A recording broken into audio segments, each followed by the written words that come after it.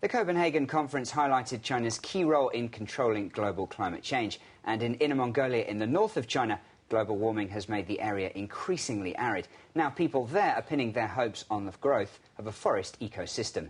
Neva Wyman reports. The Xinhua news agency says forests in Inner Mongolia absorbed more than 5.5 billion tons of CO2 between 2003 and 2008.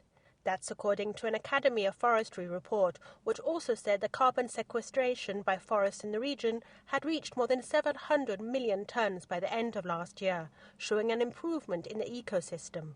Carbon sequestration refers to the natural removal of carbon from the atmosphere by soil and plants.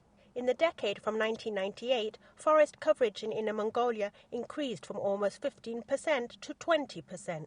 And local authorities have pledged to continue efforts in forest protection, setting a goal of 23% forest coverage by the end of the coming decade. The report also highlights the positive results achieved by tree planting in preventing desertification.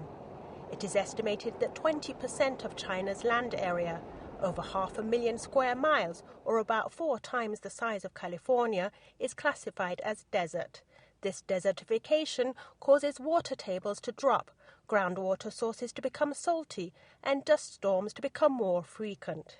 In a bid to tackle the issue, China began building at the beginning of the millennium a Green Great Wall, a more than 400-mile barrier of trees and enclosed grassland set to stretch across Inner Mongolia and the provinces of Hebei and Shanxi. And people overseas will also be watching Beijing's efforts closely, as desertification no longer only affects China, with the yellow dust of sandstorms reaching as far as South Korea, Japan, and sometimes even the US and Canada. Neva Wyman, BON.